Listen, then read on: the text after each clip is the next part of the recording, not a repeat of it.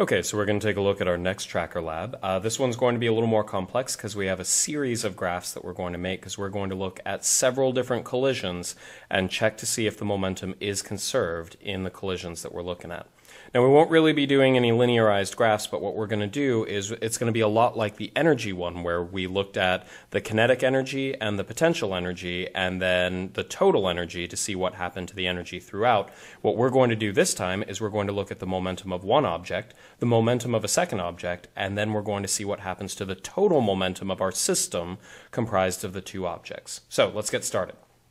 Now, what I've set up for you all, if you go to the Tracker Labs folder here, and then go into Tracker Lab 8C, or you access it online where I give you the link there, you will find the following. You're going to find 3 different groups. There won't be a folder marked Sanchez, but just group 1, group 2, group 3, and then one more that is off by itself that is unknown Elastic 70. I'm going to tell you how to interpret the titles of those.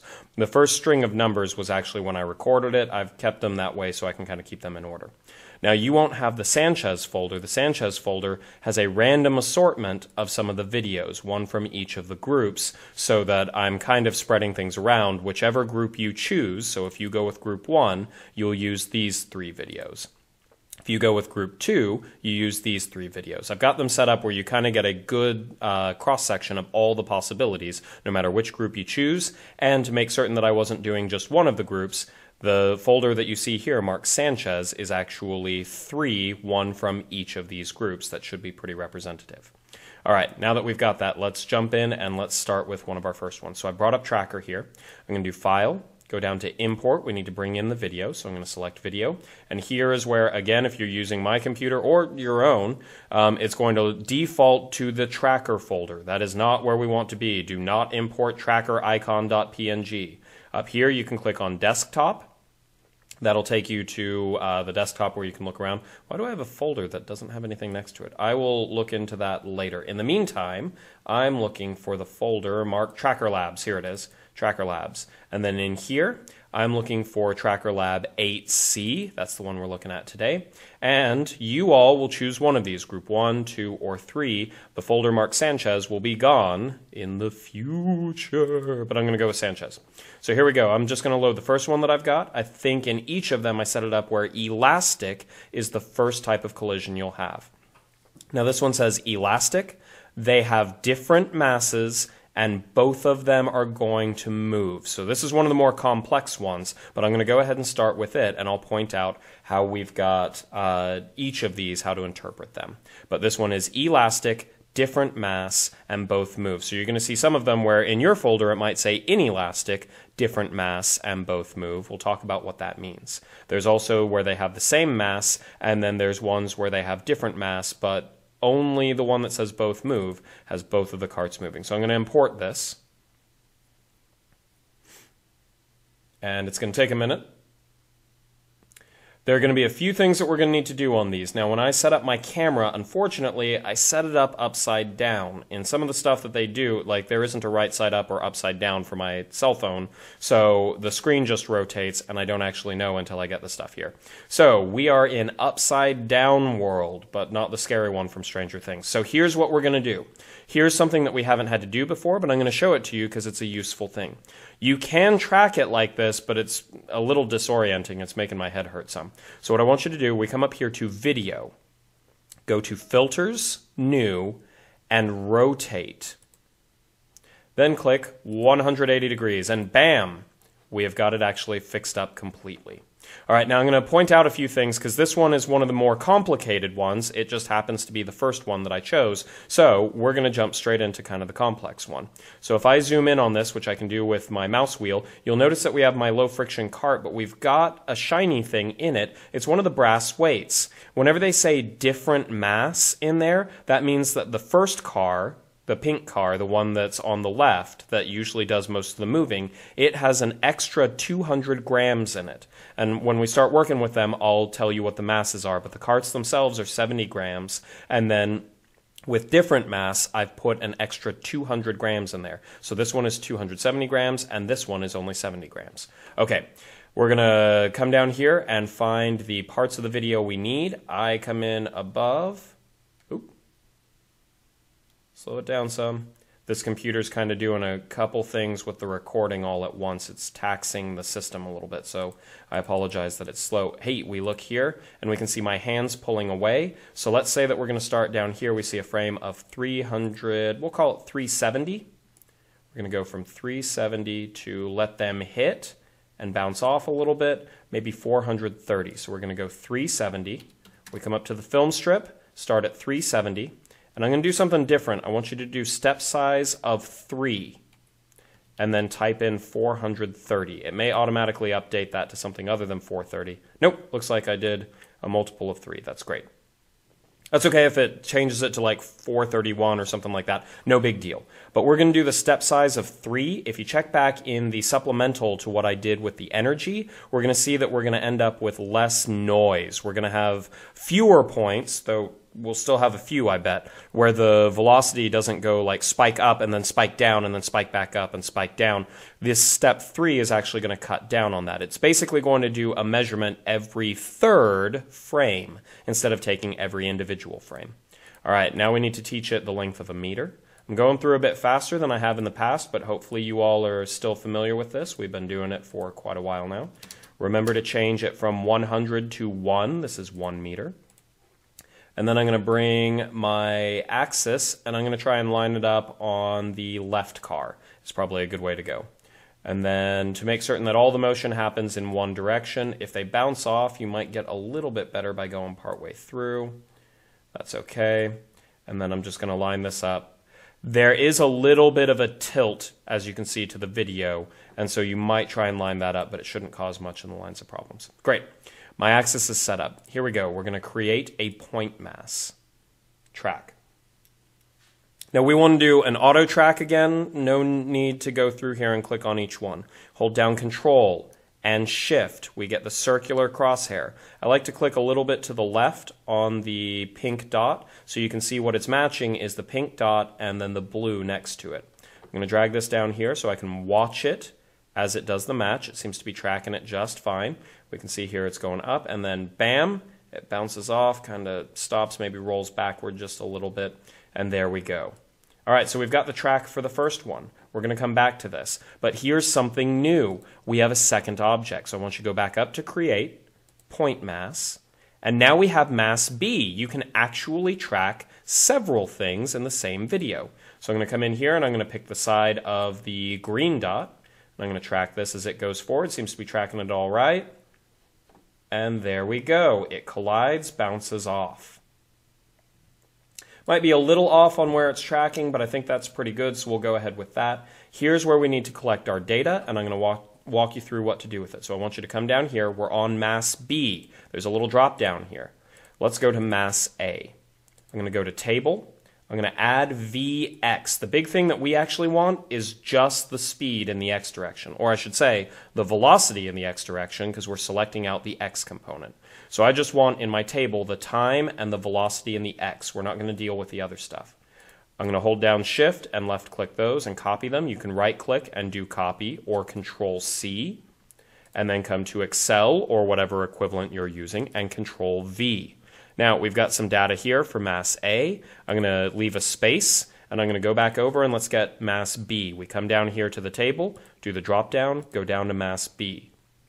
Now remember, this one comes up with time, x, and y by default. Let's bring up our velocity in the x direction and get rid of the x and y. We don't need that for what we're looking at here. The main thing is we need the velocities so we can check the momentum. So here's Mass B. I'm going to copy that in.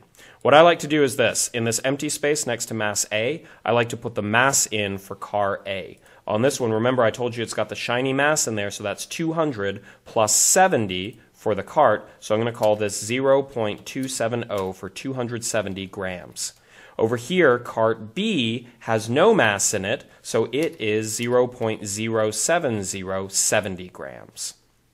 Here's what I'm going to do. I'm going to make another column here that is P A for the momentum of car A, PB, the momentum of car B, and P tot for our total momentum. I'm going to come down here to where we actually have velocity data, because the first one, remember, it doesn't actually keep that data point. That's the way Tracker works to find the velocity. I'm going to teach it how to find the momentum. We're going to do equals the mass of car A times the velocity of car A. Now, as a reminder, in case it's been a little while since you worked with it, if I drag that down, it freaks out because, look, it went down from the mass, which is not what I want. So I'm going to come back up here to the very top one, and I'll remind you that we can go in and on B1, I'm going to put $B, $1, and it should still have this box outlined. The dollar signs tell it, I don't want you to change from that spot. So here we go. I'm going to drag this down, and we get values. And as you can see, I can click part way down. The ones with the dollar signs, the mass, didn't move, but the velocity, no dollar signs, actually followed along with us. This is now the momentum at each point by taking the velocity at this point and multiplying it by the mass. And we've got the mass times the velocity at this point gives us the momentum here. So what we've done in this column is we had Excel do the work for us, but this is the momentum of car A at all points. We've got positive numbers here, and it looks like our collision happens right around here because then it goes negative because the car kind of goes backwards a little bit. All right, now let's find the momentum of car B. So I'm going to do equals the mass of car B times the velocity of car B. Okay, so I'm going to go with this, and once again, I don't want it to move the mass, so I'm going to put those dollar signs in, and then I drag the little box down, and we get this. Great. Now I want the total momentum, which is going to be the vector sum of these two. Well, on the upside, they're both in the x direction, and positives and negatives, all we have to do is equals the momentum of car A plus the momentum of car B, just like we did in class. To find the total momentum of the system, we add the individual momenta of each of the objects in the system. We're almost done. Now we're going to go to Insert, go to a graph, and you can use whichever graph you'd like on the scatter. It needs to be a scatter graph, but I like the one here over on the right where it's just the kind of curvy lines so that we don't have a whole bunch of data points that are confusing us. I'm going to go down to Select Data, and I'm going to Add. On this one, I'm going to call it PA for the momentum of car A. And we want to do that as a function of time. So I want you to select the time. You can use the time from either of the time columns. Both of those are fine. But I'm just going to use the one from A. And then we're going to do Y. This is going to be the momentum of car A. There we go. Hey, we get it where it starts off at some value and then it goes down. It actually drops below 0. Yours might or might not drop below 0. That's totally okay. Here's what I'm going to do. I'm going to go down and select Data. I probably shouldn't have closed the last one, but that's okay. Click Add. And I'm going to make another one. I'm going to call this PB for the momentum of car B. X values, we want this versus time, so select the time values again. You can use either A or B, but I'm trying to keep it consistent, so that's fine. They're all the same numbers there. But I want PB, the momentum of car B, so I'm going to put that in. And what I want you to see right away is this. We have this one as a value, this one as a value, and remember, this is the one where they both start moving. I push the cars towards each other, which is why this starts off as a negative value. Car B was moving to the left. Now let's do one more. Let's see what happens to the total momentum of our system. Now ideally, we would see it be conserved. It would stay the total should stay the same the entire time. I'm going to call this P tot for total. And we're going to do versus time. So our X values are going to be time. Our Y values are going to be the total momentum. Here we go. Let's see what we get. This could be a little bit prettier, but take a look. What happens to our total momentum? It's right here in between 4 and 6 times 10 to the negative 2. But you can see we've got a line here. It does a little dip here, but then it bounces back up here. That's probably something a little weird with the carts, what they're doing. In the elastic collision, they store some of the energy in those ring bumpers. So this may be where we have a temporary dip, and then it spikes back up. But you'll notice that we have a line where it's about the same across. It's actually a little bit lower over here, and we're going to see that in some of the others, but we do have some external forces acting on this the total time. The important thing that I want you to see is this. We have a positive momentum here, and as soon as it starts to lose that, this negative momentum starts to gain. It's a lot like what we saw in the energy. One loses, the other gains, and our total stays roughly the same. We have pretty much conserved momentum here. Now we'll talk a little bit about why it's a little bit less, but it's for the same reasons that we saw in energy. We have an external force acting on this, namely friction. All right, these numbers are a little bit weird. There's something that we can do on here. If you click up here, select all. Let's clean this up some. We can go Format Cells, right-click and Format Cells. And we can go to Number, and we can select basically Wake Up, Excel. There it goes. I'm taxing the computer a lot. Sorry about that. Number. 2 decimal places. That sounds fine. No, scientific notation. Number's fine. Let's go up to 3 decimal places. Let's see what that looks like. There we go. That's not bad. We've got kind of some weird numbers that show up on the graph here, but makes it a little bit easier to read. We know, let's deselect this. This will be perfectly fine. We can read it kind of clearly. And here's what I want to do for my chart. Let's go to Design, Add Chart Element, Axes. Let's go with Axes Titles, Primary Horizontal. Let's go with Time, Seconds. Great. Okay, so that's good. Let's add a different one, Axes Titles, Vertical. Momentum. Kilogram meter per second if you'd like, but I'm just going to go with Newton seconds because it's easier to write in this format. But Newton seconds is fine. Great. And then finally, let's go with one last thing. Let's give this thing a title. If we have one, Axes Titles, Chart Titles, there we go. None, above chart, great. And so you could do this with, I've got Elastic, that's fine. And then we can do Sanchez. And so you've got one elastic, one inelastic, and one perfectly inelastic of different kinds. And so I'll have a pretty good idea. You could also put in group 1, that would be good. So if you do group 1, then do group 1 elastic, and that way I know exactly which one it's supposed to be, but I can usually figure that out. I'm just going to put Elastic and Sanchez, but it might be good to include your group. And this is one of the graphs that we want to do. We can see here that our momentum, our total momentum stays pretty constant, but the momentum of the individual cars will actually change, and whatever one loses, the other gains. This one, I'll also point out, we have different masses. So, this is the first of several graphs. And we're back. Okay, so I'm cutting these up a little bit, and I'm going a bit faster. Hopefully I'm not going too fast for you all, but here's a little trick that might save you some time. Again, the more you get familiar with Excel, the easier this can get. I'm going to call this one Elastic. So I come down here, there's a tab, and if I double click on it, I can actually change its name. Now there's something else that we can do. I can't remember if I've shown you this before, but in this one, because we're going to be doing a lot of the same stuff, it might prove very useful and save you some time and effort. So I'm going to right click on Elastic and I'm going to go to Move or Copy. I'm going to do Move to the end and Create a Copy. Now it's going to say Elastic 2. I'm going to change this to Inelastic. So I haven't changed anything on Elastic. We're all set with that. That looks great. But I've got a duplicate tab now that's Inelastic. Now one thing that I'll point out, we can look at this right away, if I did not take into account that the mass was different, watch this. If I thought that in the last one, car A had a mass of 70 grams and car B had a mass of 70 grams, I update that and we can immediately see, oh look, our momentum is not conserved. It starts at a negative value and then goes up to a positive value. It seems to follow the orange one pretty closely. In fact, this is what we're going to do in kind of the last one. We'll get back to that. But if I go back to 270 grams, we can see that we end up with a roughly conserved momentum. But if I change this, let's say that it's 500 grams, then we see that we lose some of it. But whatever I change in this one, I can go back to the very first one, Elastic, and everything remains the same. So we're still good on that. Why is this useful? Well, we're going to see in just a moment. Okay, so I have my duplicate copy here. Let's go back into Tracker.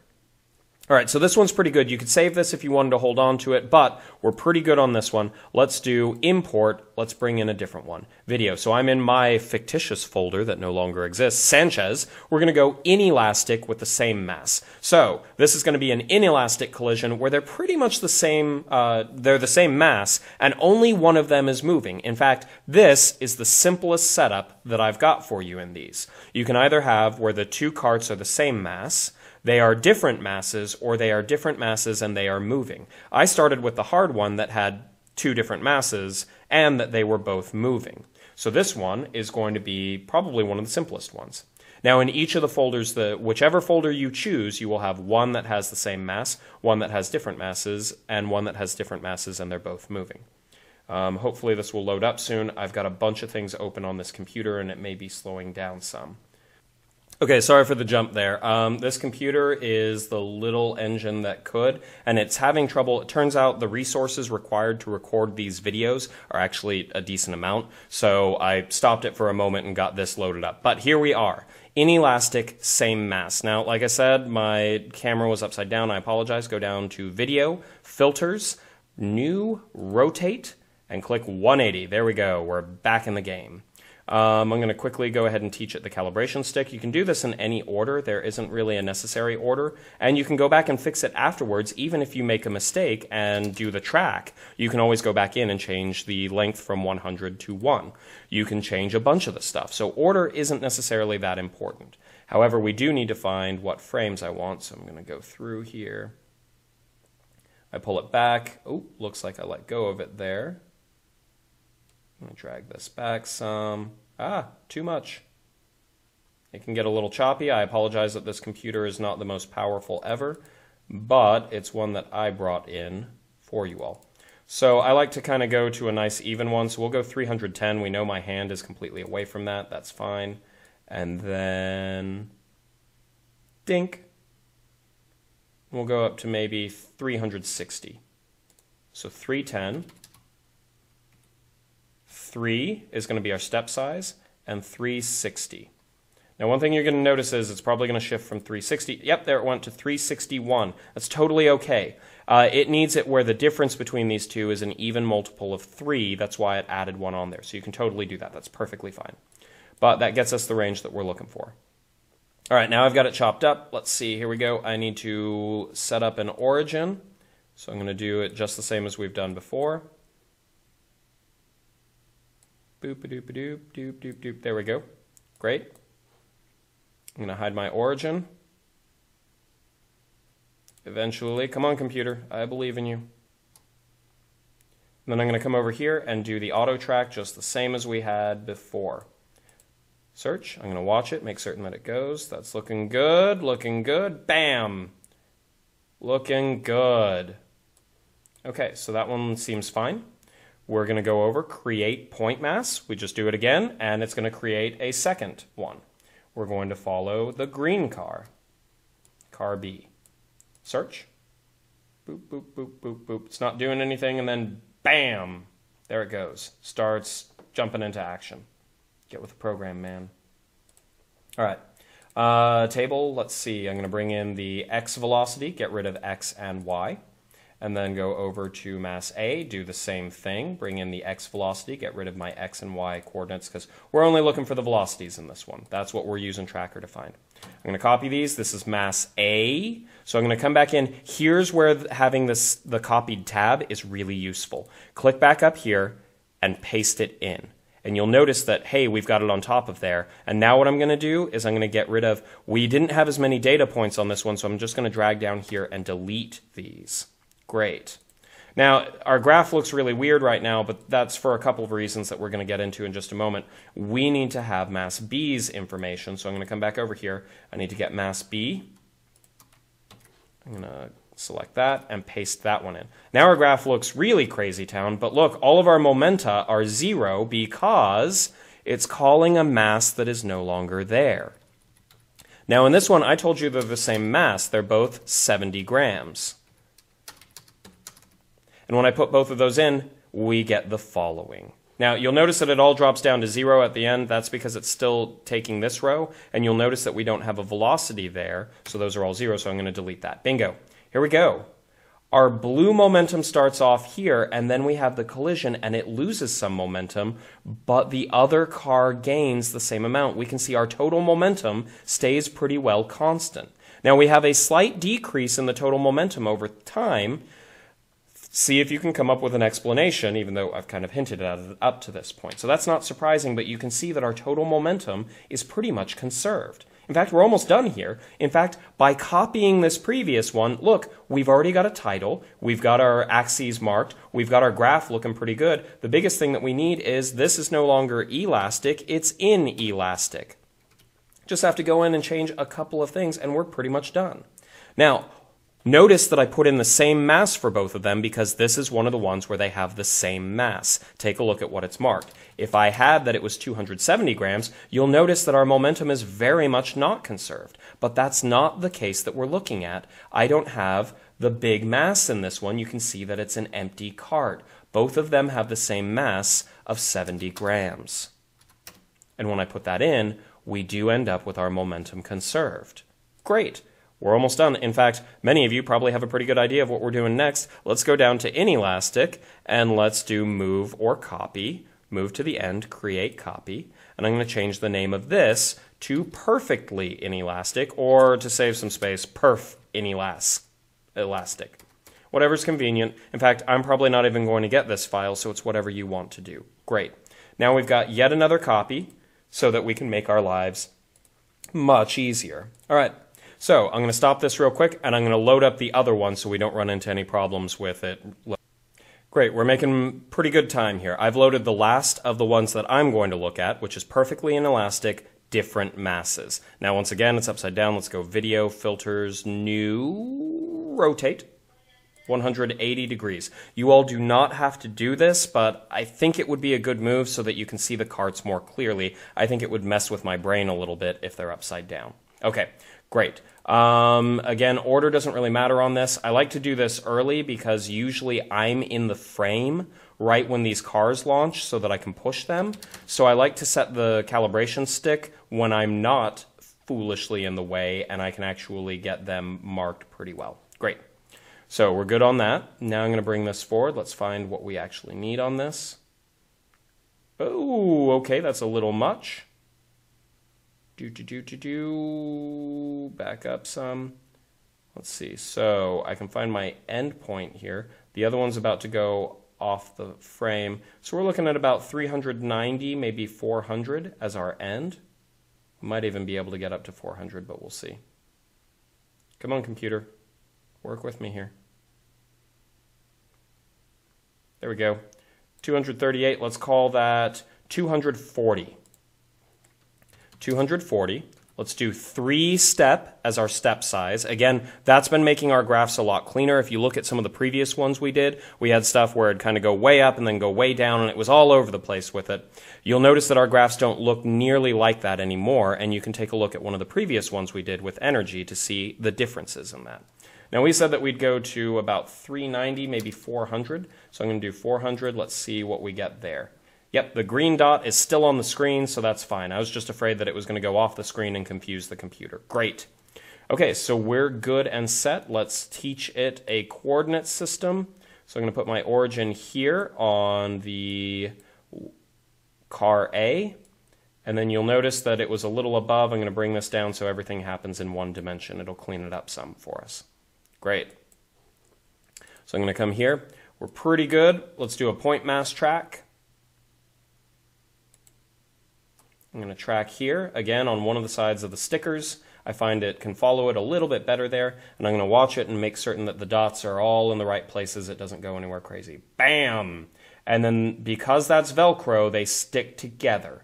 They may bounce a little bit at the beginning when they're trying to come together, but they do stick together. They keep going. They keep going and going and going.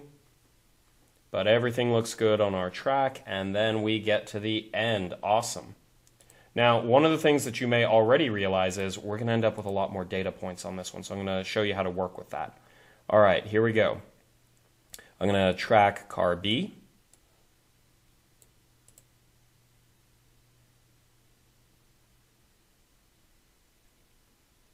Looking good, not a whole lot happening. Oh, there we go.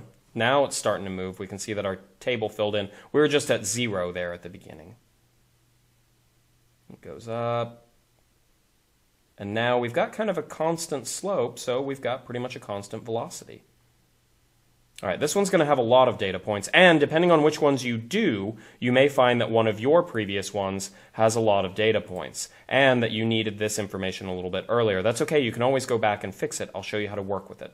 So we're on mass B. I'm going to bring up my table. We need the x velocity, get rid of the x and y stuff. Let's go over to mass A. Table, we're going to bring up the x velocity, get rid of the x and y coordinates, bingo. So I'm going to start with car A. That's a lot of data. Perfectly inelastic. I'm going to come up here to the very first spot and paste right over it. Woo! That's going pretty far down. I'm going to show you what to do with that. Now our graph may look a little bit off, and one of yours previously might look a little bit off, so backtrack and get it fixed up with what I'm about to show you. But let's get car B in here.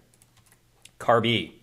Now, this is one where I said that they were different masses. So this one is inelastic, different mass, but not both moving. Whenever I have different masses, that means car A, the red one, has 200 grams in it. So our mass, we're going to teach it up here, 0.270. It's 270 grams. This one is 0.070, 70 grams. All right, so we've got some stuff filled in, we can see, but we're missing, like, something changes, and then it just cuts out. Well, the reason why is this. Our data only comes down to here, but we've got data all the way down now to square 55. Now, there are a couple ways that you can do this. We can right-click here, go to Select Data, PA, the momentum of A, click Edit. Don't click Add, click Edit. The X values, we can come here and we can reselect it and go all the way down to 55. And that's kind of the safe way to do it. Hit Enter. We're good on that. And we can do the same thing here, momentum. Oh, I'm sorry. I need to fix this, but let's go ahead and teach it. We're going to go momentum, and we're going to go all the way down to 55 because we need all of those momenta. The problem is I haven't actually taught it all of that yet. So let's scroll back up. We know for this, all of these are good, they're just not far enough down, so I'm going to drag them down using the trick that we've done before. I'm going to bring them all the way down to 55. Let's see what it does. Oh, look, the blue one is now filled completely in. We see something crazy happening here. Now, the other thing that you can do, select data. We go to PB, the momentum of car B. Edit. And you can go through and you can do the window shade like we did before, but here's another thing. I want you to click here. And see how it has 22? That's telling us that it's ending on box 22. We know we want it to go to 55, but you have to watch this and make certain it does what you want. We want to delete 2, delete 2. We do not want to delete the whole thing, so if it selects the whole thing, be careful. Click again so that you don't have the whole thing highlighted. It needs to say all of this, A4 up through A55, and then I can click here and change 22. Be careful not to delete the whole thing here, just the 22, and click 55. You may have to click a couple times, left clicking in here. You can see how this gets completely selected. Be careful with that. Then click OK. When you do that, it will actually automatically fill in the stuff for you the way we want, and you don't have to minimize and drag things around. P total. I'm going to come up here. We're going to go 22 to 55 again, because we know that it's going down to 55, and go to 55. Great. I fill that in, and now we've got our complete graph. I'm going to come back up here. I'm going to add in perfectly inelastic, and then you could still have group 1 or group 2. Let's see what we've got. We've got the blue one starts up here, and then our collision happens right around here, and as the blue one goes down, the orange one comes up. This is car A, this is car B, and we can see our total momentum follows the same trend the entire time. Whatever this one lost, this one gained. But we'll notice that this one actually loses a lot of momentum. Now, part of the reason for that is we've got a lot more data points. This is actually a lot more of the motion that's happening, so we're watching for a longer time period. So think about how that would factor in. Time periods, momentum. Now, remember I mentioned that this one is different mass. That's important to bring in. If I forget that, and I put in just 70, and I say that they're both the same mass, we see that our momentum is not conserved, and somehow we gain some momentum. And that's going to lead us to the last one that we're going to take a look at in just a moment. But here we go. Here are our 3 graphs, and you can just copy these tabs. In fact, let's do one more. Move and copy. Move to end, create copy, and we're going to do mystery mass, and I'll get back with you in just a moment, and we'll be on. Okay, so we're back. I've loaded in the last one that we're going to take a look at. Now, this one is one that I specially made so that I wouldn't be doing yours for you. You're going to see one that is marked unknown, elastic, and it'll have, I believe, 70 grams or 70 written in it. That means that it'll be an unloaded cart. I've actually added some unknown masses in, well, I've added masses to both carts. We've got an unknown mass here, and then another set of masses that I've added in here. You'll see that it looks a lot like the 200 that we saw earlier. However, I can actually put several bits of mass down in there. So here's what I'm going to do. I'm going to show you how to work with this, but whatever I put in, don't try and read it off my screen because you have a different video. Filters. Yours is probably still upside down though. Rotate 180 degrees. Ha ha! Let's teach it how long a meter is. You can do this in any order. Let's see. It looks like the meter stick is back here. Sorry, this one's kind of blocked a little bit, but you don't have to worry about this video because you're not doing this video. In fact, you will not find this with the other stuff. Okay, let's see. Oops, I don't know which frames I'm going to cut yet, so I'm a little ahead of the game. I did all of the unknown masses with an elastic collision, and only one of the cars is moving. Car A will have a mass of 70 in yours. Car A does not have a mass of 70 in mine. It has one unknown mass, and the other car, this one, has a different unknown mass. All right, so here's what we're going to do. I'm going to show you exactly how to do this, but mine will look different than yours, and whatever conclusion I come up with will be different from yours because I have different masses. So here we go. It looks like 250 should be good enough where I've moved my hand out of the way, and we can take a look at it, and then it hits, and we go up to maybe 320. So 250, step 3, 320. You don't have to do the step 3s, but it will actually cut down on the number of data points that you have to work with, and it may make this, well, it will make this a bit cleaner. All right, I already taught it how long a meter is, so let's set up our coordinate system.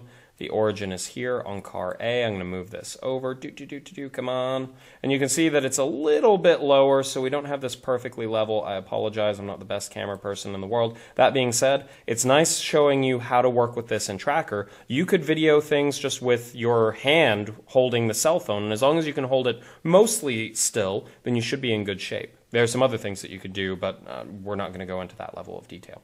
All right, everything should be set. We're going to do create point mass track. Control Shift. We got this. Let's see if it's going to track all right. I may have to redo it. You can check some of the previous videos. Sometimes it goes crazy in what it tracks. Just delete the track and get something different. Ooh, this one comes pretty close to a stop. Yours most likely will not. Again, mine's a bit different than yours. So this looks good. Okay. I'm going to then get this set up. Here we go. I'm tracking this. Search.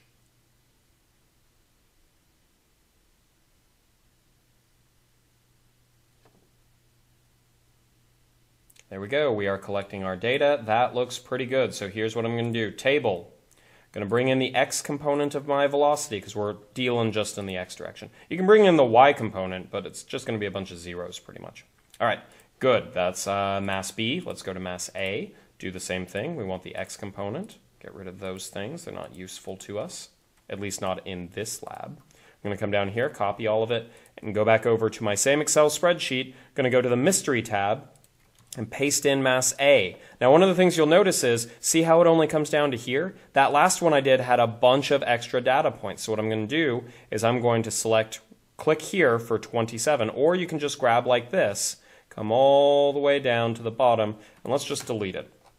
That way the graph won't actually include them, and we should be fine. You don't even have to go in and change what the graph is doing. This will be perfectly fine. Great. So we've got mass A in here. I haven't put the mass in yet, but we're going to deal with that in a moment. Let's copy over the data for mass B. So here's mass B. I'm going to copy this and paste it in on mass B. Great. We got a whole bunch of zeros, but that's because our masses are off. Here's what you are going to type in. The mass of car A is 70 grams, 0.070 grams. Our momentum is going to be our mass times our velocity. This is a velocity in meters per second. It was going about 1 meter per second, it looks like. So we have 0.072 kilogram meter per second. This is actually our momentum. And over here, the mass of car B is we don't know. And that's actually what we're going to work with. Now that I've got this set up and everything is set and ready to go, look here. I've got this where it drops down. Is my momentum conserved? It doesn't look like it because I start off with some value and then it drops down. You'll notice I can't even see the blue momentum because the gray total is on top of it the entire time. So here's what I'm going to do. Let's make up a mass for this. Let's say that it was 200 grams. In fact, let's do 270. That was a mass that we used before. Now when I do that, I can start playing around with this. Your starting car will have a mass of 70 grams. I guess on the mass, and I find that somehow we gain momentum, we didn't conserve it. Oh, looks like we've got a bunch of zeros at the end. Sorry, I'm going to delete that so that I can see it a bit clearer. Our momentum is not conserved, but our blue one lost some, our orange one gained some, but I'm off in my prediction because my momentum is not conserved. And yet, in all the previous ones, we saw that the momentum, or at least what the momentum was doing, remained the same even with the collision. Our momentum was conserved, which means something's wrong with the numbers that I put in. Okay, well, that's because I guessed that mass B was 270 grams. What if I do 500 grams? Oh, well, that just made things worse. Okay, well, I know that if I keep going higher, 1 kilogram, then this just keeps getting more and more ludicrous, so I know that it's less than 250 grams. So let's go maybe 150 grams. Now, that's getting better, but it's still a little high. What if I go 25 grams? Oh, I'm sorry, that's 250. 25 grams. Get with the program, Sanchez. Oh, I've gone too far, so now I'm a little too low. Here's where we can actually play around with it. It's not the most scientific way. We could go through, and you're welcome to do this if you'd like, find the mathematical thing that would actually conserve your momentum. But here's a way that we can work around with it, and this is a great use for Excel. We can actually see what's happening. All right, so we know that it's greater than 25 grams. We know that it's less than 100 grams. Let's try 50 grams. We're getting closer. Let's try, maybe they have the same mass, 70 grams. We're getting close, but that didn't really conserve my momentum, so let's go a little higher. Maybe 80 grams. That's looking pretty good. Maybe 90 grams. Now we're looking pretty good. Let's try, 100 grams.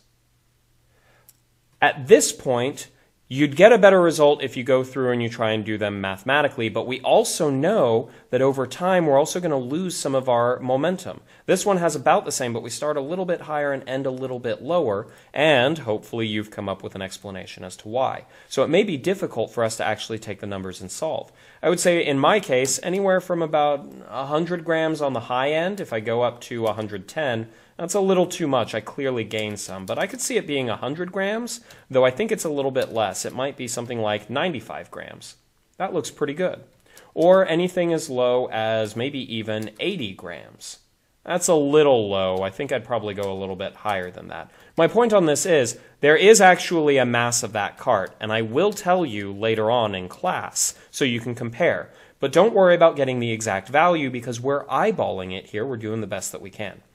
That being said, from my graph, I feel strongest about the 90 grams, but could be anywhere from about 90 to 100. All of those look good. So I would finish up by saying that this is 90 grams. Let's put a title in here. No, stop that.